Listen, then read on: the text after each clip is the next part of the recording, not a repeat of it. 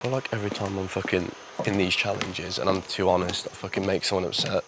But I feel like I need to be real. I don't know what it is in me. I can't. Why are y'all acting like y'all have some type of moral high ground or moral standard that y'all have to follow? You weren't being honest. You were being shady. Hey y'all, it's Nay. Welcome back to my little corner of YouTube. This video will contain spoilers for Love Island USA Season 8, Episode 11, because I guess After Sun counts as an episode. So if you haven't seen it yet and you do not want spoilers, save this video and come back after you do. You are about to hear my thoughts on Episode 11, but of course I want to hear yours. So feel free to drop your thoughts below if you do want to participate in the conversation, and give this video a like and a hype before you go. So I have a whole lot to get into with Kata and Zach, and I am gonna get into it. But let's just start earlier in the episode. So it sounded like Kata wanted to take the relationship to the next step. People have definitely smashed on Love Island before. That's their prerogative if that's what they want to do. I wouldn't be doing that, but it's not abnormal for people to have that conversation because we know that people have done it before. But apparently Zach said to her, well, I don't know if we should really get into all that because what if a bombshell comes in and either one of us ends up with somebody else? And Kata says, well, I'm not too worried about that because I'm locked into this. And in no time during this conversation did either of them say, maybe we shouldn't smash because this is being recorded, because our family, our friends are going to see this, or because we're laying next to a dozen other people. Neither one of them says that's the reason. Zach only says the reason is, well, we don't know if we're going to end up with somebody else. Now, Kata, rightfully so, and this is the only time she's going to be right in this episode, is kind of vexed about this because she's like, why would you be thinking about someone else coming in? I thought this was all us. She's like, that's not what I meant. What else could you have possibly meant, sir? And then we get to the challenge and they decide to slime KC because they say KC hasn't been exploring enough. You just have to pick someone that's a little bit too comfortable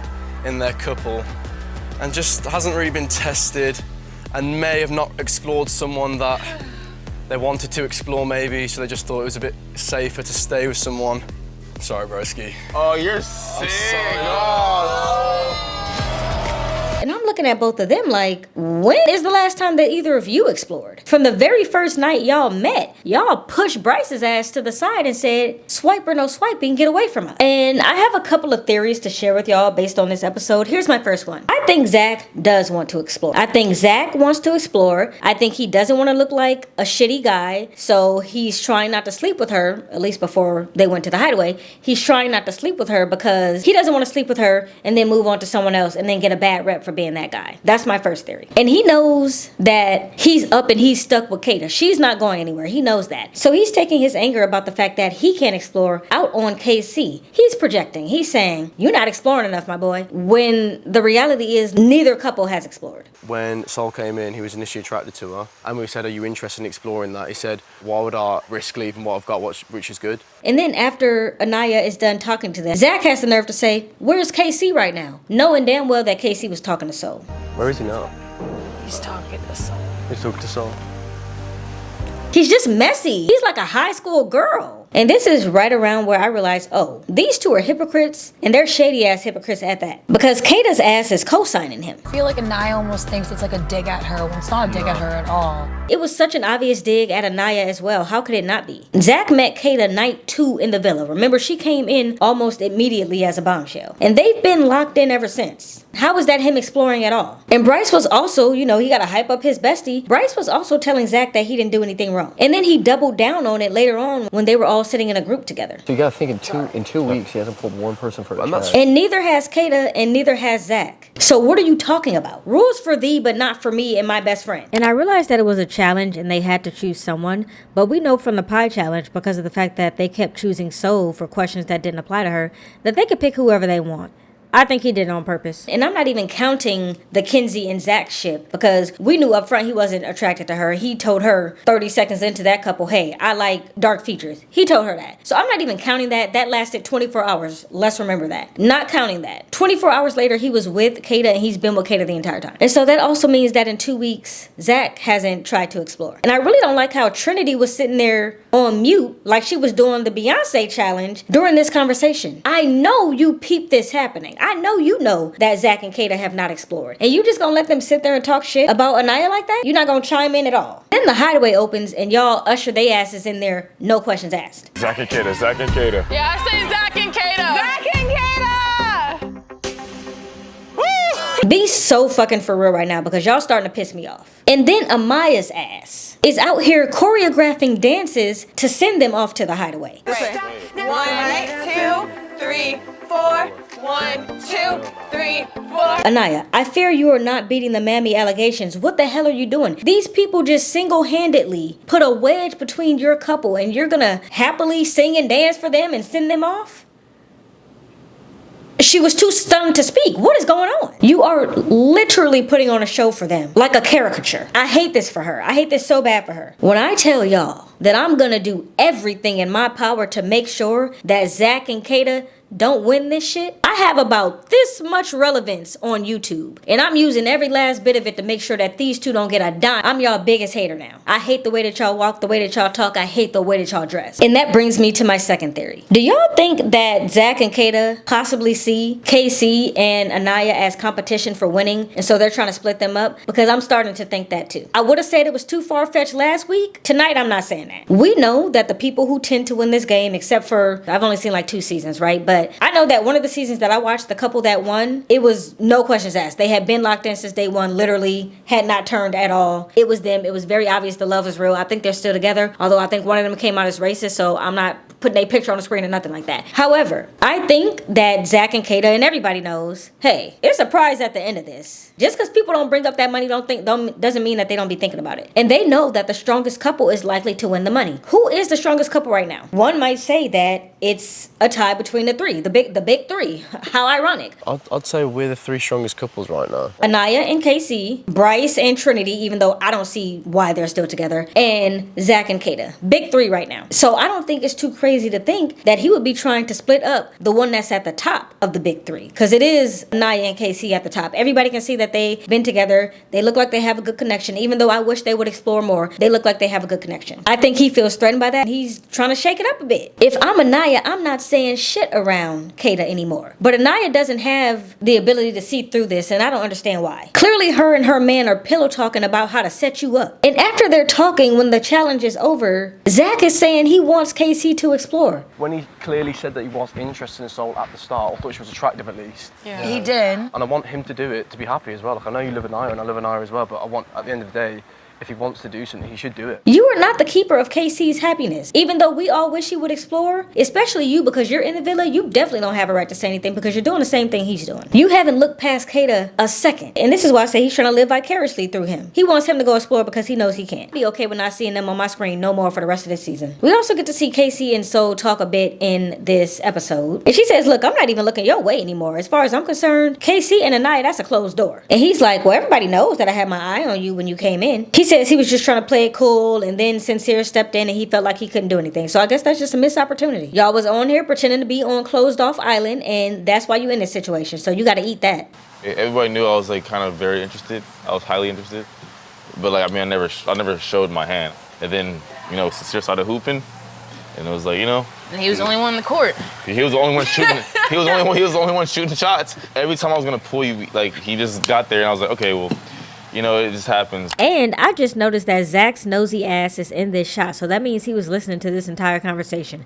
Now I'm for sure that he used that as ammo. And this is also the reason why production is being forced to bring in bombshells. OG cast is not exploring enough, so they have to bring in bombshell after bombshell after bombshell earlier on than they typically would because there's not enough going on in the house. They're trying to stir up the drama. And y'all already know. I believe that that's production's job. I know they're going to slice and dice things and create drama. That's literally what a producer does. Their job is to make you watch the show. How are they going to get you to watch Love Island if everybody's closed off from day one? So they have to bring in bombshells. And then they bring in the bombshells and people are still closed off. Let's move on to Melanie and Corbin. Have y'all ever known anyone named Melanie to go by Mela, whatever she said? I don't like when people call me Mel.